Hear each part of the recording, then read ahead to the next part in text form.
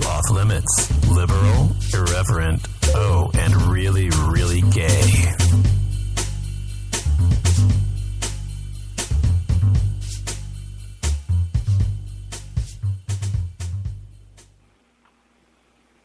All right, everybody. Thanks for joining me tonight here on Off Limits. Tonight we've got a really special guest. We've got the wonderful, illustrious, incredibly bawdy and outrageous, and incredibly talented Coco Peru talking to me tonight on the show. So she has taken time out of her very special night. It's Oscar night, and she's actually taken time out to talk to us, which I'm sure she's very pissed about, but I hope that she's going to be accepting enough to give us a good interview today and talk to us about whatever is on her mind, and I hope she'll be honest. I know she will because she's very straightforward and outrageous. So let's talk to Coco Peru. Coco, are you there?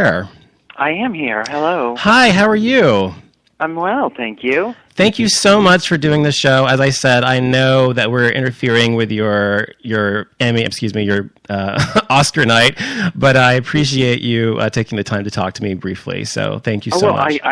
Are people listening live? Yes, we are live on the air right now. Well, I guess it probably is really just the two of us. I can't imagine why anybody would pull themselves away from the Oscars to listen to Coco Peru. Oh, I'm sure that's not true. No. I canceled on you once because I was sick. Yes. Then I realized it was the Oscars, and I thought, well, I surely can't cancel on again. I appreciate that, though. But yes. And I got to see what I wanted to see. Oh, good. What did you see? Oh, I wanted to see them pay tribute to the Wizard of Oz. Oh, yeah. How was that? Oh, it was great. Pink sang Over the Rainbow, and they played footage from the movie behind her. Oh, my gosh. I'm friends with Liza Minnelli, and I'm doing this event out here with her this month. Yes. So I wanted to see it for that reason. Oh, that's wonderful. So it was actually really well done and touching. Yeah, it was beautiful. Oh, wow. I can't wait to see it. I DVR'd it myself, so I can't wait to see it. Wonderful. So, yeah, I did see that. Actually, I saw that you are going to be interviewing Liza Minnelli. So how are you excited about that? You said you're friends with her already, so it's not like she's a stranger to you. No, we know each other from many, many years ago. It's not like we call each other all the time, but she certainly has been very supportive of me over the years. That's incredible. Wow, that's a great friend to have. She's awesome. She's definitely a legend. So, well, I wanted to talk to you just a little bit about your life, a little briefly, and then also talk to you about a few things in the political world and what your thoughts were on those things. First of all, I wanted to know just some of the typical questions I'm sure you're asked all the time, and I'm sure you're bored to death being answered. But how did you get started in drag? How did you create Coco Peru, and where did she come from? She grew on the bathroom wall. Oh my! No, the mildew spray. You know, we didn't have it back in the 1990s. No, I was trying to be an actor, and I had gone to college for acting, and then I discovered the world of cabaret, and I thought that was very intimate and interesting. And then I was also wanting to get involved as an activist because of the AIDS crisis. Yes, and also was dealing with, coming out and being gay at that time, and being a openly gay performer was not something people did as much as they do now. Right. So I had all these different things going on, and then and I also had a lot of shame about being not gay but effeminate. Yes. And that was all trauma from my childhood. Mm-hmm. Excuse me. So I decided to, just sort of embrace that, and then be this kind of activist / drag queen / entertainer with the intent that I was going to, make the world a better place. I mean, that's really that's what it was back then for me. Well, that's a great thing to aspire to do. Yes, I guess it sounds corny, but that really was my youth, and that's what I wanted to do. Well, that's wonderful. And so you kind of morphed all of that into Coco Peru. Yep. Mm-hmm. Wonderful. And you were part of the ACT UP era in New York, right? Isn't that correct? I never joined ACT UP. I went to a meeting, and it was probably towards the history of ACT UP when ACT UP was having a lot of internal fighting and problems. And it's interesting because the meeting that I went to, there was a lot of screaming and yelling and anger and rage, which I expected that directed towards the people who were, on the other side, basically. Yeah. The church or the politicians and whatnot. But when it was internal, it really threw me. I've had a problem with screaming and people yelling at each other. So I left there, and I realized in that moment that I wasn't big enough or mature enough in my sort of evolution to take on that kind of rage. Right. It like really terrified me. You weren't ready for that yet. I wasn't ready for it. I was too terrified of it.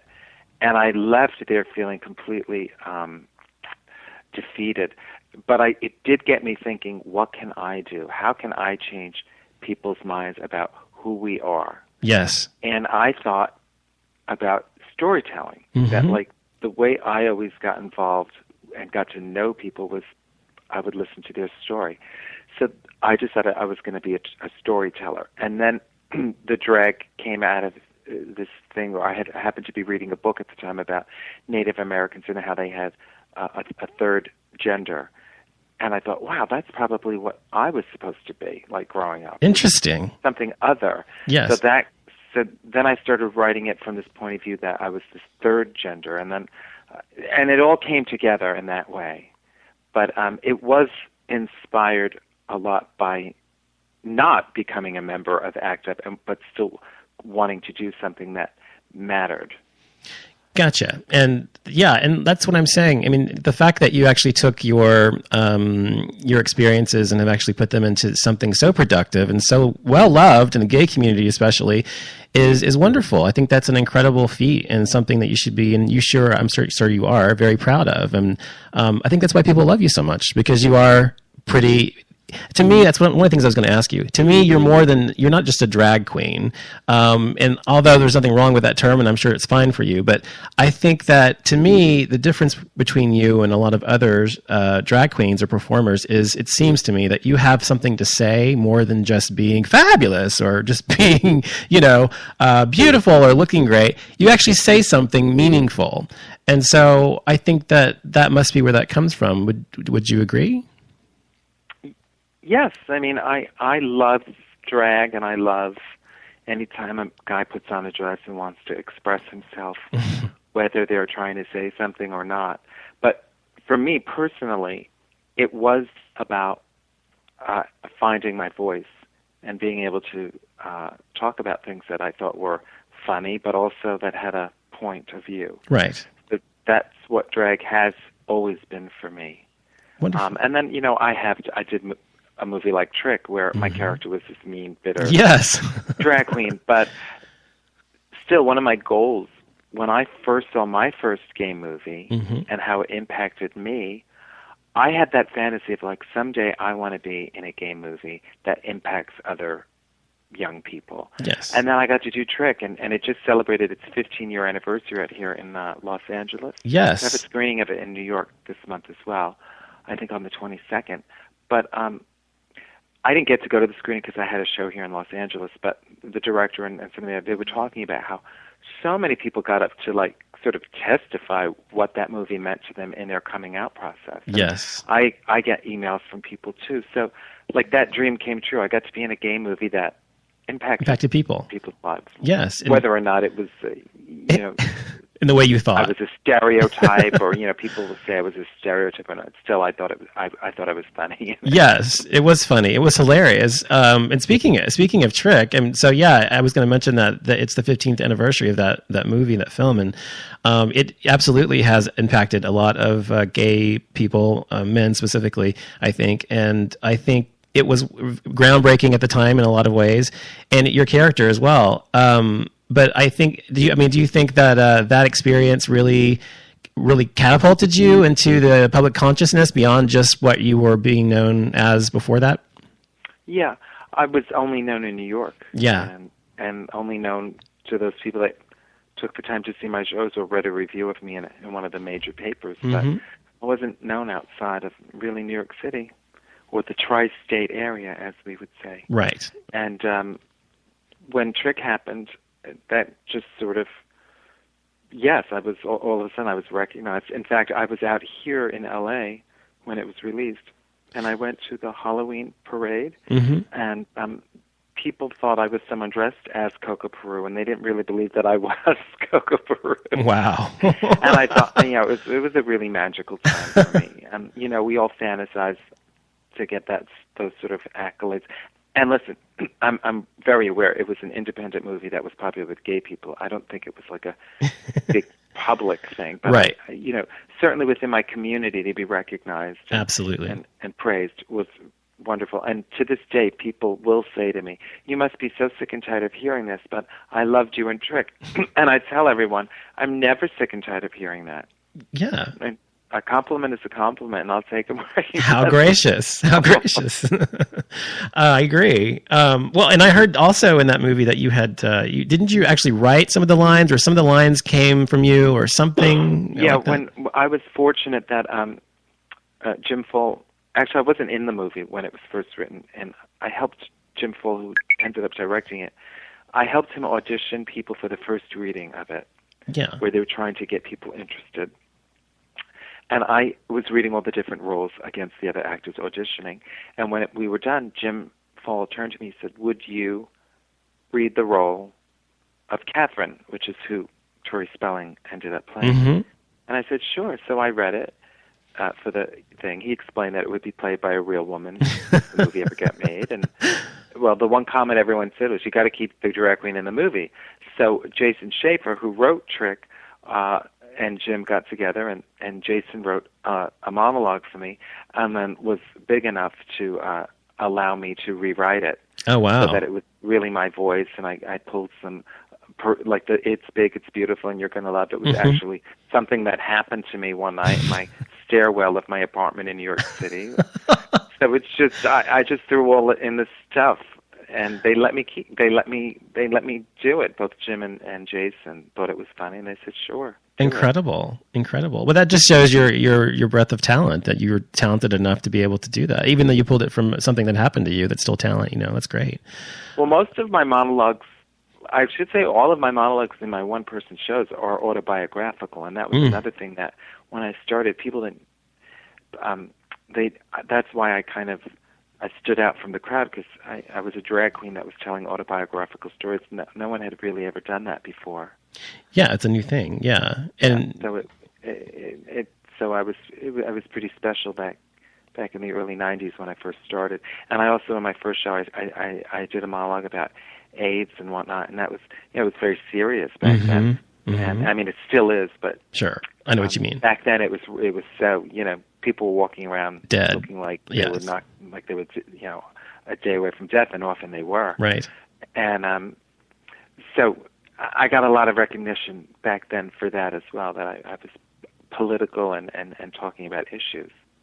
Yeah, and speaking of politics, what are your thoughts on politics today in terms of what's going on with the gay community generally, in terms of, for example, gay marriage across the nation? There have been several states recently that have been trying to pass that, and as after DOMA was overturned, and I'm wondering what your thinking is on that right now.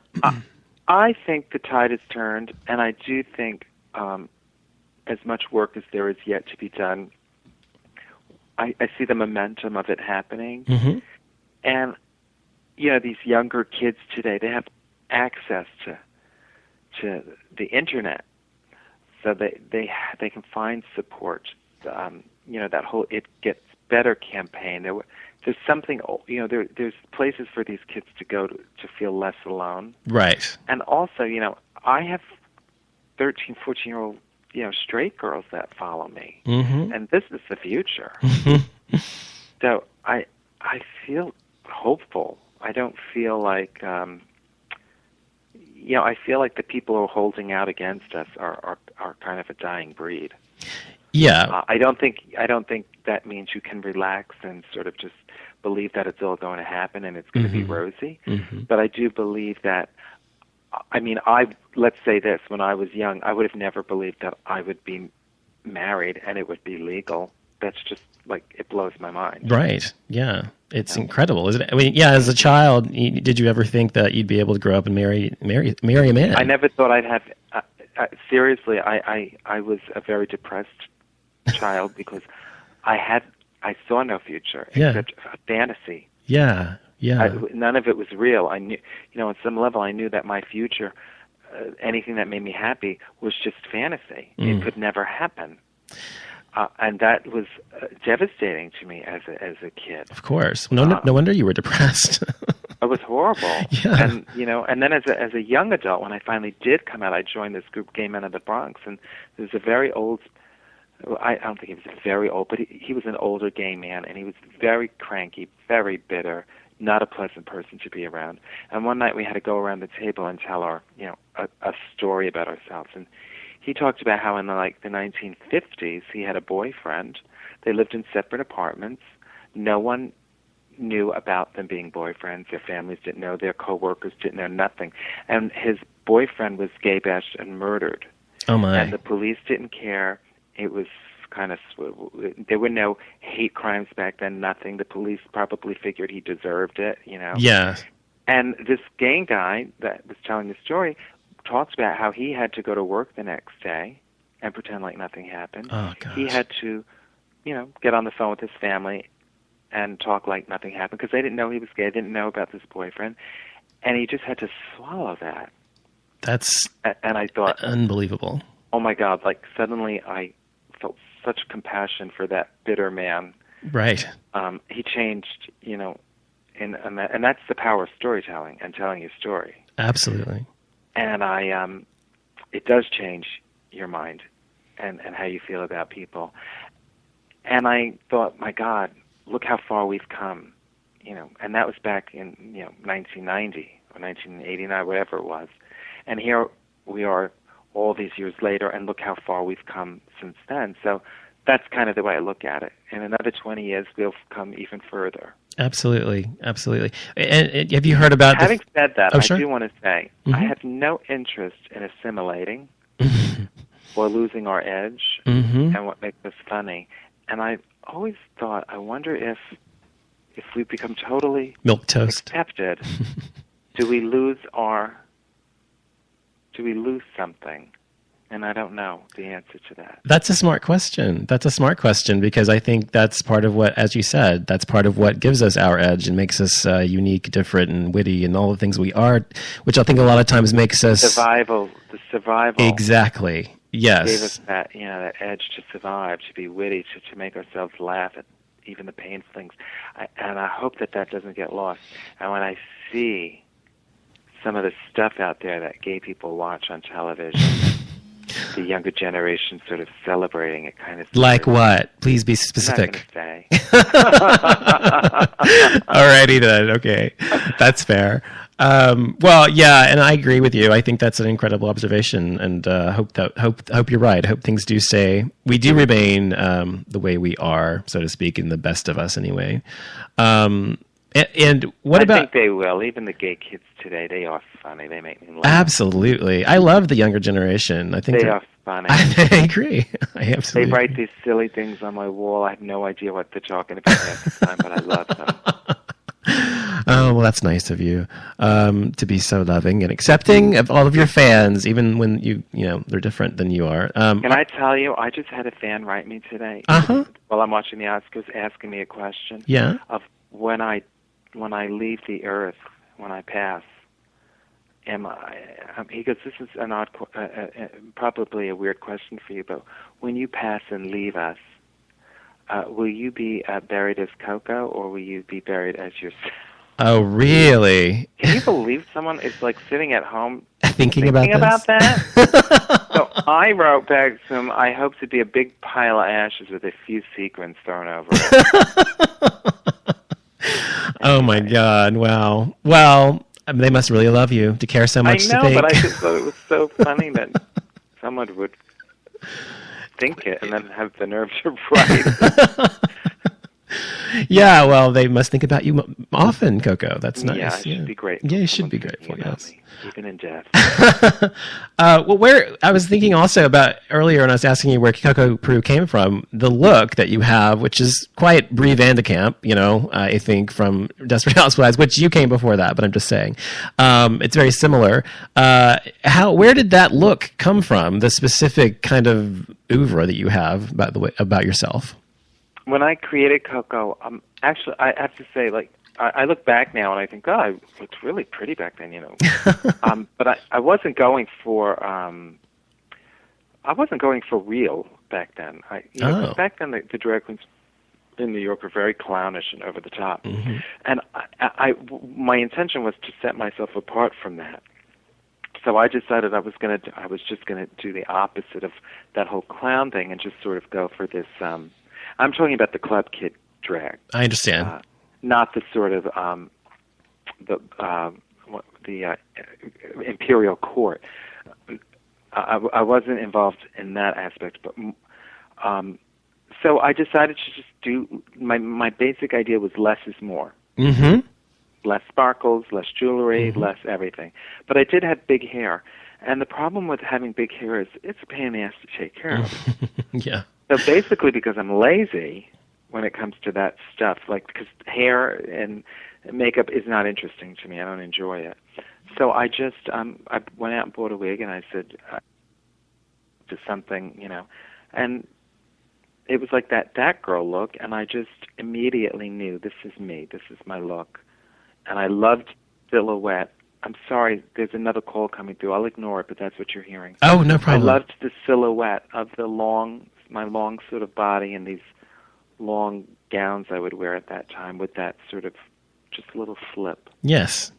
Yes. It created this gorgeous shadow on the wall behind me, and and I knew that shadow was there, and that's what I loved.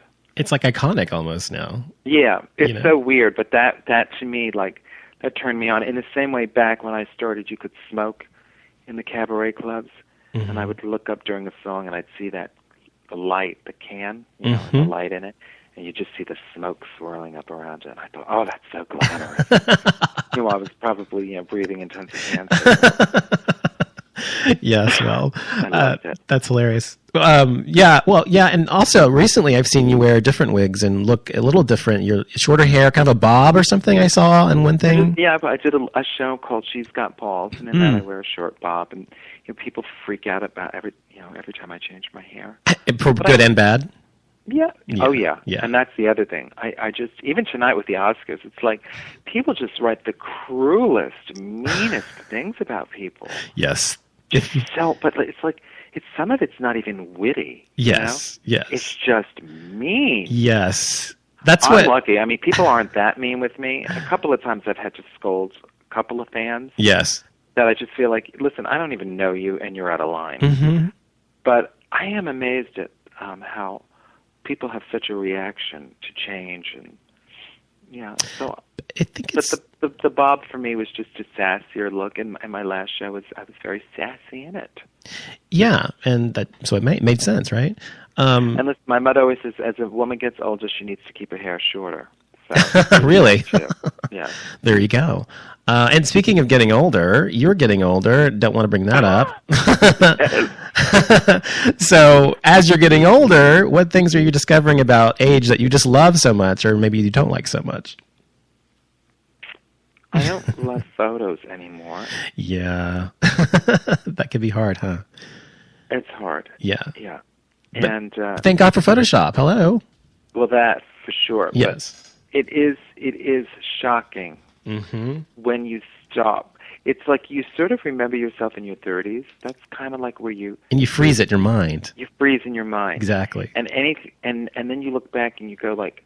You look at photos and you're like, oh my God, I don't look like myself. You do look like yourself. Yes. That's what you look like now. That's the problem. But you're always comparing yourself to like that time in your 30s. That's absolutely right. You're absolutely right. Yes. How old are you? I'm 38. I'll be 39 in 2 months.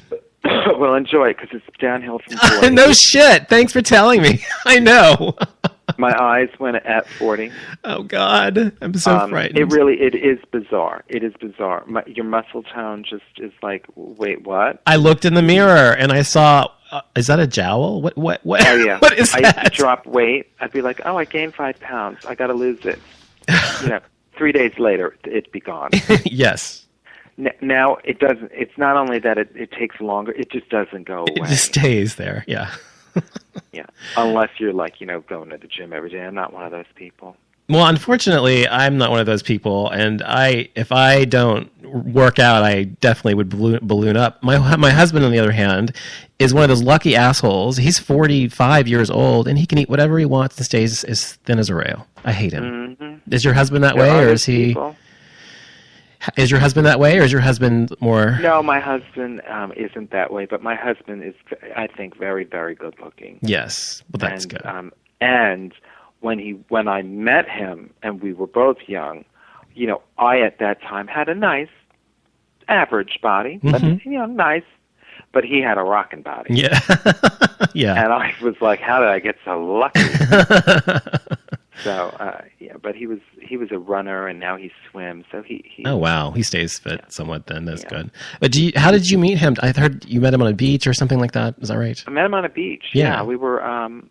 I was with 2 friends, and we missed the ferry going to Fire Island, the ferry that we were supposed to catch. And it turned out we were on the same ferry as my future husband. Incredible. And I saw him on the ferry. I thought he was straight because he was talking to some woman. I thought they were together. And then he ended up sitting next to us on the beach.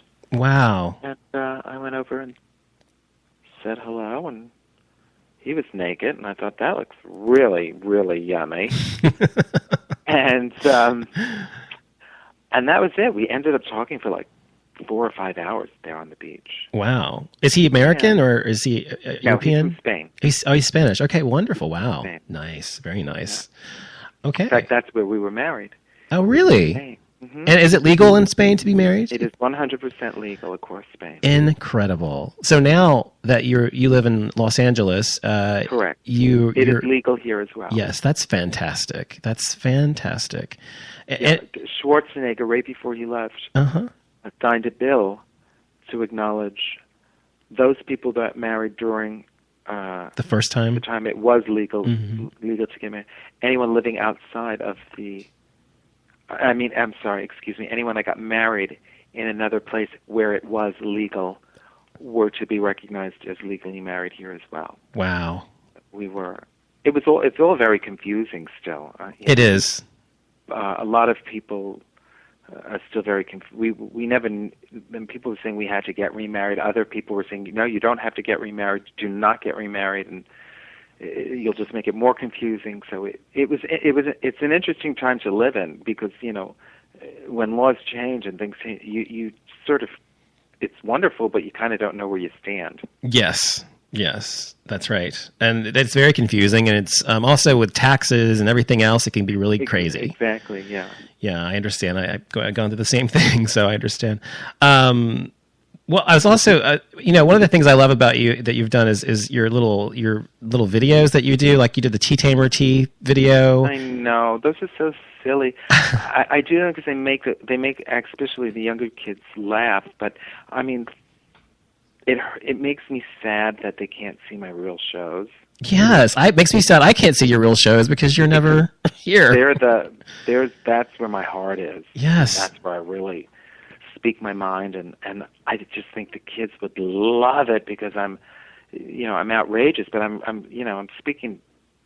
People leave my shows, and in fact, even just recently saying, "Oh my God, that was like gay church," or "That was like you delivered a sermon up there," and they felt moved. Yes, that's great. So I'd love for these young kids, even the straight ones, to see a show of mine. Why don't you? Instead, they're seeing me search for celestial season tea and just saying stupid things off the top of my head. But that's entertaining. It's fun. But it is entertaining to them, and I'm happy they're entertained. And the other thing I think that's powerful for them to say is that I am in Kmart, I am in all these different places. I'm out walking the street, I'm in a park, whatever. Exactly. Dressed as Coco and not giving a crap what anybody thinks of me. That's absolutely right. And I do think that is empowering for young people who feel different or other. And especially at that those awkward teenage years where you're worried about what everybody thinks of you, for them to see me, this tired old drag queen not give a shit, I think empowers them. Or at least that's what I'm telling myself. No, you're absolutely right. That's just it, though. You're absolutely right. Just by the virtue of being yourself, you are motivating so many others. And just by being yourself, and that's an incredible gift to have, and just to be able to do that, that's amazing. So, yeah, I would agree. Yes. And by the way, tomorrow I'm releasing another new one. Are you? Oh, I can't wait. A new video. Although this one takes place in the privacy of my own home, but there will be a new silly video too. Yay. Well, we can't wait. We're waiting. We can't wait. I love to watch this. And speaking of your shows, though, is there a reason that you don't, maybe it's for, because it takes away from you financially or something, that you don't videotape your shows and then release them on video or something like that? Or I just have never... for people like me who aren't able to see you in Los Angeles or whatever. Yeah, I've never done it. I had those 2 logo specials, which I wasn't even, they were fine, they were nice, but it's like they edited stuff out. They can even edit your comic timing out, which they did. Oh my! And it's like, wait, what? That's not the way I tell that joke. Mm-hmm. So, still, I was happy I did it because, again, gay kids got to see me, and it meant a lot to them. But maybe I don't know. I've never done it, and I wish I had the finances to do that myself. And no one has ever really shown an interest. What? Why? But they do. They all I have really important people come see my show and be like, "Why isn't this on TV?" Yes. And it's like, "Oh, why isn't this an HBO special?" And it's like, "Okay, well, you tell me." You're in the position to actually maybe make that call. Right. Right. It's like, I can't call HBO and say, "Listen, I got a great show." Oh, I think you should just walk into their offices with a tape or a DVD and just slap it on the desk and say, "Look." Exactly. The amazing thing nowadays is that these young kids are on Tumblr and all these different things, and they create their own stuff nowadays. Yes, it's true. It's true. They don't need now like that Tyler Oakley boy. That's the reason why my Celestial Season Attention Teamergy went viral, is because he posted on Tumblr. Wow, amazing. What's the only reason that got so many hits? Well, that's what you need then. It's because this 20-something-year-old boy created this fan base. Right. It's just it's wild to me that can happen. Yeah, and it's true. I think you're right. Things have changed in the way you promote people and entertainers, and the way you navigate the Hollywood or whatever these days is because of social media. You're right, but I think maybe that's think about it. When I started Coco, there was no internet. Nothing. No. No. There were no personal computers. No. It's just amazing to me. I used to write my shows longhand on yellow legal pads. No way. Oh my God. Yes. My goodness. And that's what my sound person would get. Incredible. I hope you have good handwriting then. No, it's terrible.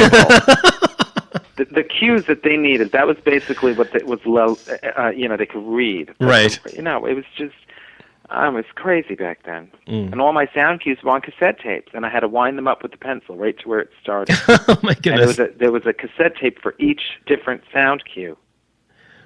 Wow. So you could wind it up right to where it started, so they pressed the button and the sound cue would come on where it needed to be. Wow. Isn't that amazing? Yeah. Man, you are old. I could be watching this. I know. I'm just being a bitch. I'm just kidding. I'm sorry. Well, I wanted to ask you. Listen, you're married to someone who's not much younger than me. So I know, and he's old too, but that's okay. I love him. I'm old too. I'm just kidding. I'm joking. No, you're not. You're 38. I'm kidding. I'm only a year away from being old myself, so I'll be there too. So it's okay. Mm-hmm. You'll remember when you turn 40 and your eyes go. Yes, it's already going to happen. Trust me. I told you I'm getting the jowl thing.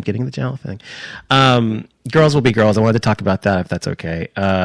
That's an incredibly hilarious, campy, of course, movie. And I love it. I think every gay person I know loves that movie. And of course, the guy, what's the name of the guy? I'm sorry. Jack, Jack Plotnick. Thank Great you, TV. Jack Plotnick. Yes, is incredible as well, and Hilarious. all of you are hilarious. It's just perfect casting, perfect everything. I loved it. But I wanted to ask you about the sequel. Whatever happened with the sequel? It's still getting edited. Still getting it. Okay. And Yeah, Richard Day wrote and directed the first one, and back then he had all of this money to make that happen. So yes. The whole crew and everything. Uh-huh. And then we put together this Kickstarter to raise money to film the second one, which is a much bigger film. I mean, he has green screen and special effects. Uh-huh. And it's like, wait, Richard, what were you thinking? It's like you don't have a crew. You don't have anyone to edit this. So he's doing it all on his own. And then he had he wrote about it on the Girls Will Be Girls blog, but then his computer crashed. He lost everything. He had to send his computer away to retrieve it, but all the work was lost, so he had to start over. Plus he has then he has a regular full-time job. So, and then, it's been overwhelming for him. But I saw him the other night. He came to see my show, and he said it is coming together.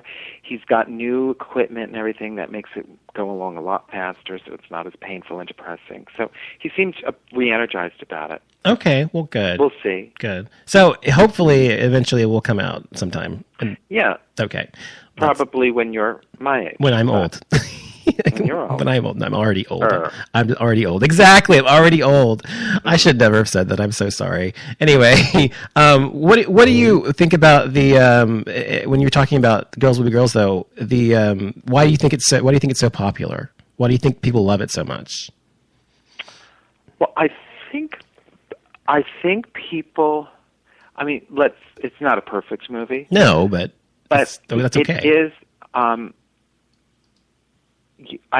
I think Richard's writing is very funny. Yes.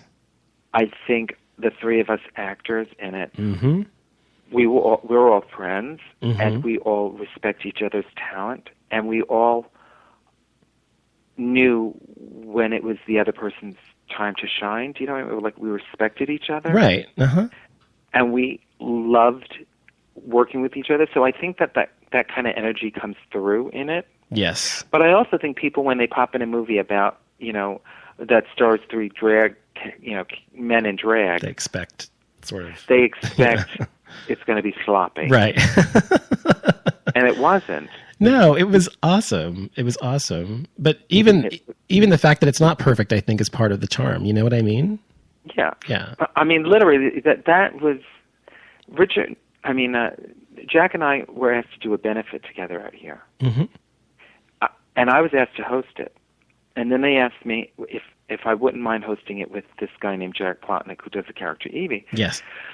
And I was new out here, and I didn't want to pull an ego trip or anything, and I didn't really care. I was like, sure, I'm happy to work with someone else. Whatever, takes the pressure off of me. Mm-hmm. Started working with Jack. I didn't quite get Jack and his way of working, and it was making me uncomfortable, and I was used to being a solo performer, so I called the guy who was putting it all together to quit.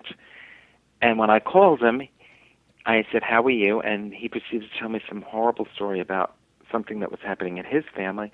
So I thought, well, I can't quit now after that story. So I just kind of hung up and did this show, and we were a hit, Jack and I. And since then, I love Jack, and I've learned to work with him beautifully. I mean, I really love him. Yes. And but people saw that, and everyone started talking about, you two need to be in a movie together. Mm-hmm. So that idea started getting batted around, and then Richard Day, who knew Jack, decided he was going to do it, and he added Varla into it because he felt like the movie needed some young ingenue to piss Evie off. Yes. So that's how it came about. So thank Incredible. God I did that benefit, number one. Yes. Thank God I didn't quit. And the other funny thing was that Richard Day wrote it as a TV series. And Oh, really? Showtime was interested, and at their big meeting, it was between another show and Girls Will Be Girls, and they decided to go with the other show. Oh, man. And I was crushed. Oh, no Crushed. wonder. And I said to Richard, why don't we just make a movie? Mm-hmm. Meaning, why don't we just film a couple of scenes as a goof so that we have something to show the next time you go in to try and pitch this maybe to some other station. Mm-hmm. And he actually turned it into a movie. Yes. Incredible. And I was like, I didn't mean that. I just meant like a little, we'll do a couple of scenes. And he was like, no, I'm doing a movie, and that's how it came about. Wonderful. Well, and one of the things I'm doing tonight is giving away to one of the listeners. We had 195 people registered to listen to the show today. So I wanted to see if you would pick a number between 1 and 195, and whichever number you pick, that's the person who's going to win a free DVD from me of Girls Will Be Girls. 47. 47. Let's look and see. I don't know why I said that number. 47 is Joseph Clancy. Yay, Joseph, you are a winner. Nice Irish boy. Joseph Clancy is going to win the free DVD. So I'll send that out to you, Joseph. I'll be contacting you. Thank you. Okay. Thank you, Coco. One thing. If Joseph Clancy isn't listening tonight, pick someone else who did. Exactly. I was going to ask you your face. You have this face that you make, this like sourpuss face that I think is hilarious, and you know, it's an expression you have. You've made it almost everything you've ever done, I think, about something. Do you understand what I'm referring to when I say that? No. It's like you're like I'm trying to think of one of your lines in Trick or something. You're like sort of a down. You kind of turn your mouth downwards and sort of like like that kind of like that look. Okay. That is that just a natural thing you do, or is it something that you created for Coco Peru? No, I think it's just natural. Just natural. Oh, okay. I always had a very expressive face. I grew up in a time where I was obsessed with funny people. Mm-hmm. So I was obsessed with B. Arthur, Don Rickles, God, all of those great comedians from back then. Yeah. And I loved them. And I also grew up around a lot of funny people in my neighborhood. My parents had a lot of funny friends. Mm-hmm. And I was obsessed with going to the parties that my parents would go to. Mm-hmm. And just watching these funny people, usually they were drunk, but they were hilarious. And so I think I always had a funny face, when I was telling stories or, imitating people as a kid. Yes. To make people laugh. I would imitate other people or... Anyway, and I have kind of a rubbery face for that, but I don't think it's something that I'm consciously trying to make a face. And in fact, my mother always says, my God, you better be careful because people can tell what you think. Your face is just like... I have the same problem. You look disgusted right now when you're looking at someone because you are disgusted by them, but, you're showing it. Yes. Yeah, I understand what that's like. Yeah. I mean, my friends laugh at me all the time because they catch me, like, making those faces you're talking about, but I'm in public. Yes, yes. You're one of that. You have no poker face. It just is what it is. What you're feeling. It is what it is. Yeah. That's part of my New York Bronx. That's part of your charm. I think people from that area are just very blunt, right, and very honest. Yes. And unlike the South, I don't think I'm. Having said that, yes, I don't think I'm a blunt person. I don't intentionally ever try to make someone uncomfortable or feel badly. I feel like I'm a kind person. Right. I believe that. I feel like New Yorkers get knocked down a lot as being like these, kind of in your face and, and I don't think New Yorkers are really like that. I think New Yorkers know when they can go there and they also know when they can't go there. Mm-hmm. Mm-hmm. Yeah. And I think that's part of the reason I left New York, too. Besides all the noise and because I was from there, I wanted to try something different. I really got tired of the people that came from other places to New York and behaved badly. Because they thought in New York, in order to survive, you had to be behave tough badly and have this edge. It was so pretentious and so false. It really started to wear on my nerves. And I would go in and, someone would roll their eyes because I asked them, and I'd be like, that's your job. Sorry you hate your job. That is your job, is to get up and get me the music I just asked for because you work in the music library. Yeah.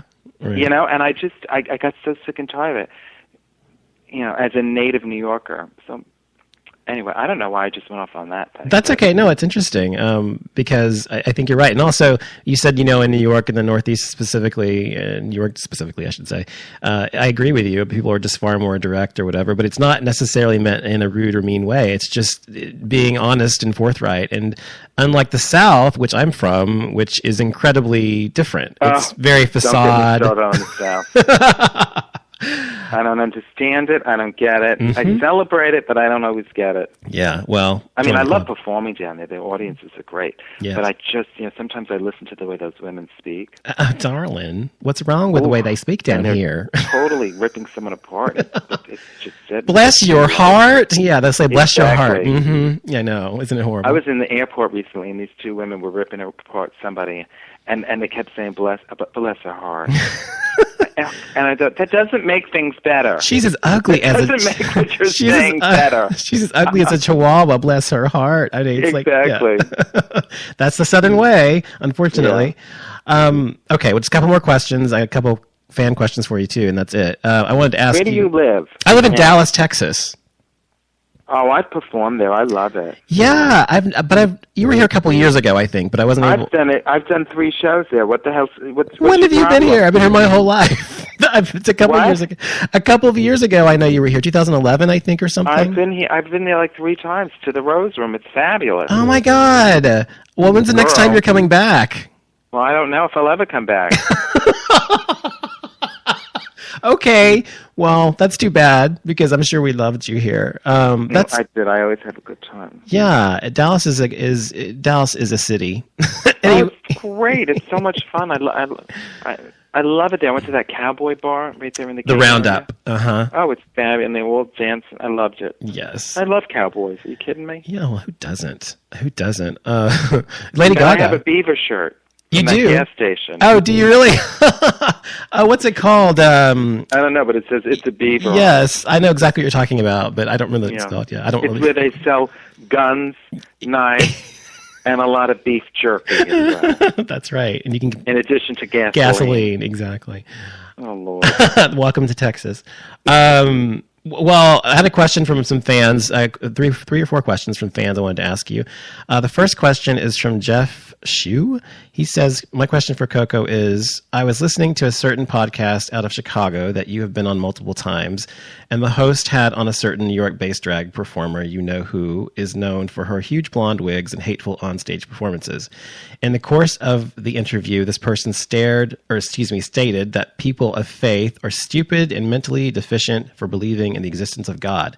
There are many people who do believe in God, me included, but are not necessarily religious. What are your thoughts about some in the gay community attacking people's spiritual lives, and do you think it's hypocritical for the gay community to demand acceptance while at the same time insulting those both within and outside the community? Who do you believe is a higher power? That's the question he had. Wow, that's an intelligent question.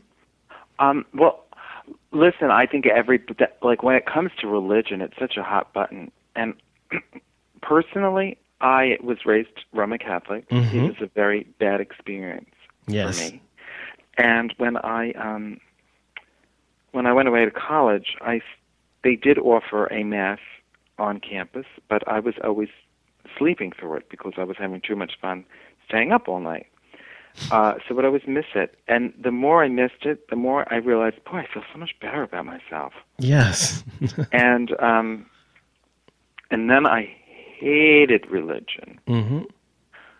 Cut to years later, I'm living in the city. I'm already with my partner, Raphael, and a friend of ours worked at the Cathedral of St. John the Divine, which is an Episcopalian cathedral. Mm-hmm. And they invited us to this event that was the Blessing of the Animals. Yes. And it was so... The doors opened, and in walked an elephant down the main aisle. Oh, my gosh. Followed by all different kinds of animals. Yes. And the last thing to walk up the aisle was a person holding a bowl of algae. Oh, my gosh. And I wept. Yeah. And the soaring music was playing, and every religion was represented there. They had, rabbis, Native Americans, everything. Incredible. It was so colorful. They had whales, recorded whales echoing through the cathedral, set to this gorgeous music with these animals.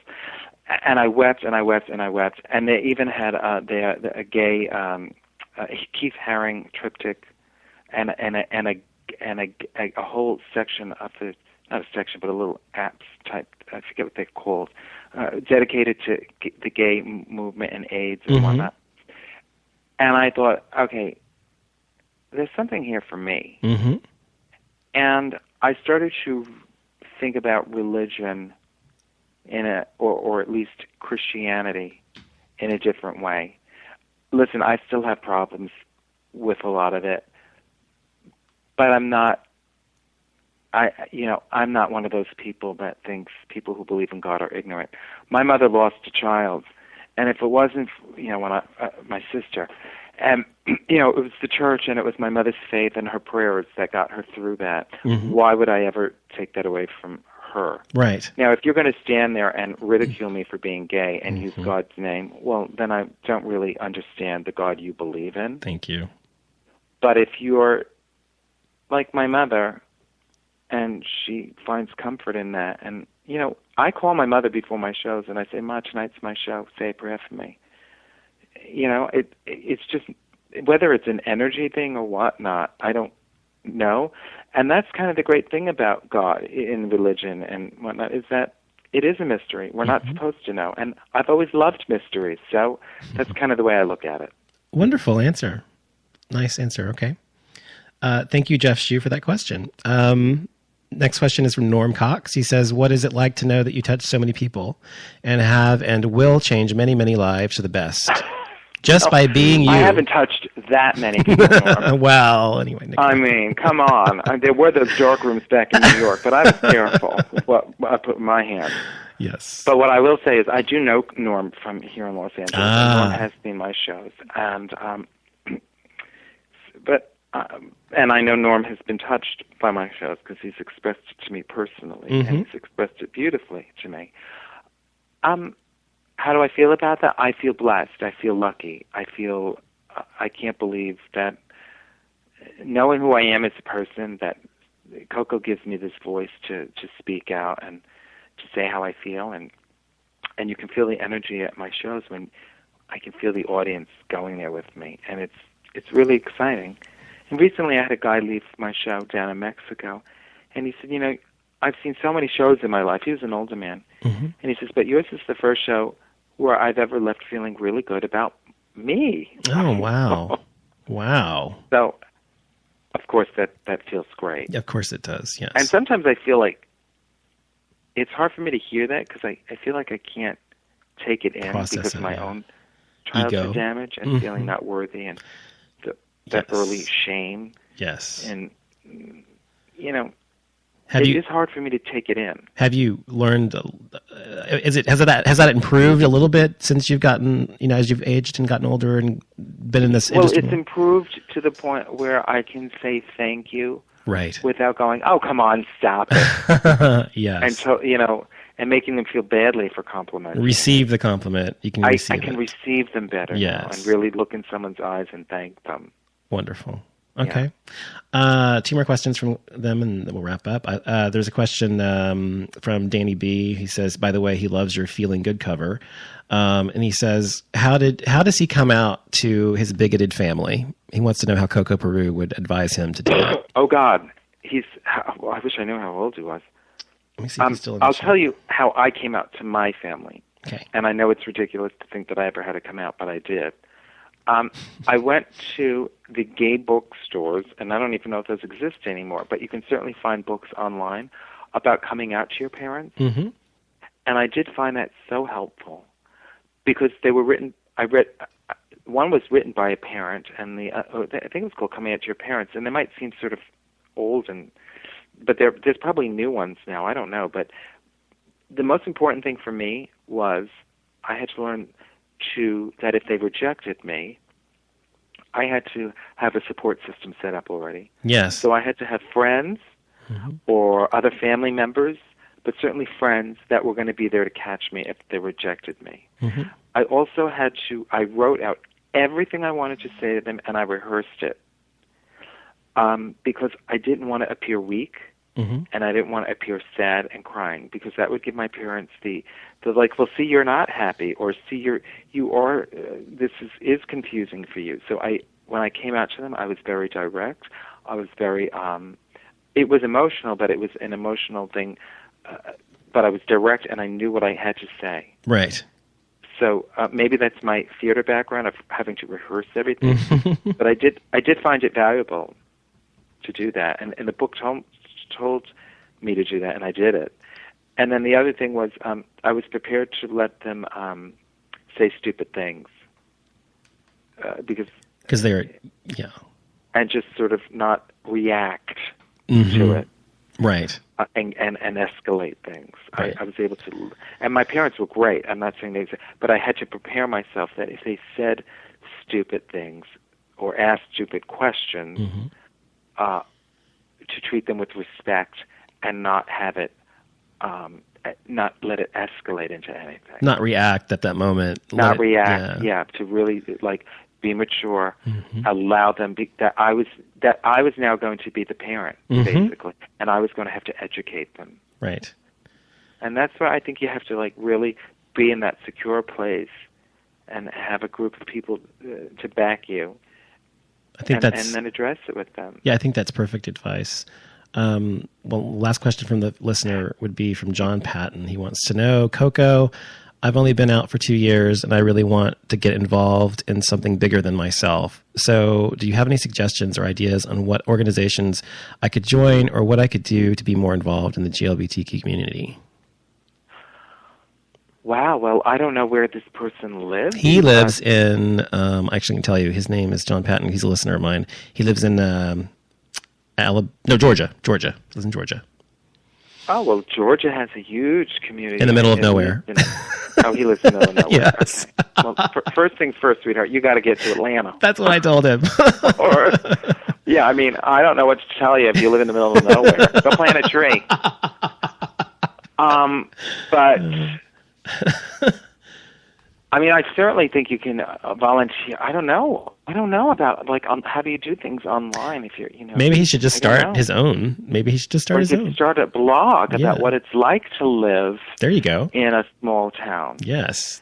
And then get readers that can relate to that and they can support each other. Maybe that's something he could do. That's true. Or, if he does move to Atlanta, there's gay and lesbian groups online and whatnot that you could support. Or I honestly, I don't know. It's okay. It's okay. I grew up in a city. I'm a city boy. I don't know. You don't have to have the answer. That was just his question. He's darling to ask that, and I admire him for wanting to make a difference because you know what? There's a lot of young people out there who come out and they don't give a shit about their community. Completely apathetic. What? They're completely apathetic. Well, they're apathetic, or they're so self-absorbed that they think the world revolves around them and that they don't have to give back. Yes. And I think it's admirable when a young person like your listener wants to give back to the community. I agree. And sees value in that. I agree. I think it's something to be lauded. I agree. Absolutely. Before we wrap up, I just wanted to ask you about your interviews with Lily Tomlin, Jane Fonda, Liza Minnelli, all of these interviews you've done, I think for the LA Gay and Lesbian Center or something like that. Yes, it's a fundraiser for the LA Gay and Lesbian Center's homeless youth program. So like these young kids that get kicked out of their house. Yes. When they come out, they go to they have somewhere to live basically, and they're given clothes and they're trained in how to taught people skills and some skills so that they can function in the real world.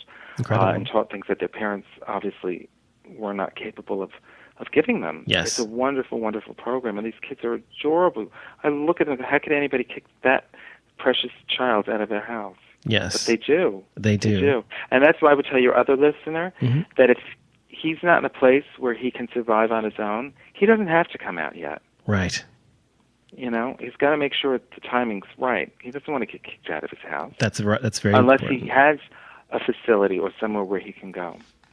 That's very smart, yes. Because it would be horrible for him to come out and then get kicked out of his house and then, Coco told me to do that now.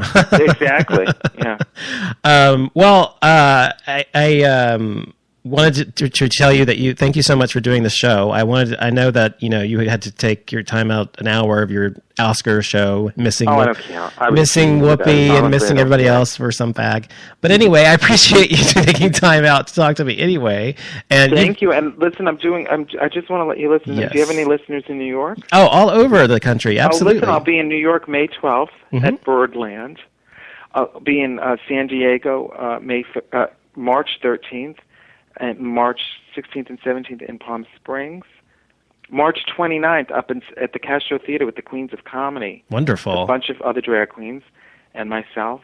So if you go to my website, cocoperu.com, you'll see things listed there, and you'll be able to find me. Awesome. But no, you have no plans coming back to Dallas anytime soon? No, but the friends that book me there are wonderful, so hopefully they'll have me back. Okay. Well, let's hope for that. Thank you so much, Coco Peru. We love you. Thank you. Thank you. Have a wonderful night. You too. Hello to all your listeners. Thank you. Actually tuned in tonight. Thank you. Good night. Thank you, sweetie. Bye. Bye. Well, everybody, that was Coco Peru, wonderful, illustrious, incredible drag queen. So I want to thank Coco Peru for doing the show tonight. I want to thank all of the questions we had. Jeff Shue, you're going to get a free T-shirt from Off Limits Show. If you're interested, just email me, info@offlimitshow.com, and I'll send you that. Also, don't forget, Joseph Clancy, I think was your name. You're going to get, where are you? Joseph Clancy, if you're interested in getting your free copy of Girls Will Be Girls DVD, you can always email me as well, info@offlimitshow.com, and I'll be sure to send you your free copy. Everybody else, thank you for listening to the show tonight. Don't forget, next Sunday, I'm interviewing Jack McEnroth from Project Runway, as well as from many other ventures. We'll talk to him. Plus, he's gorgeous. That helps as well. We'll talk to him next week on the show. So be sure to tune into that. And if you have anything else you want to say to me, you can tweet me at offlimitshow, as well as on offlimitshow.com. You can contact me there or on Facebook. So I want to thank John for your question as well, by the way, and also Norm Cox as well for your question. So thank you guys for listening to the show, and I'll be back next week. Good night.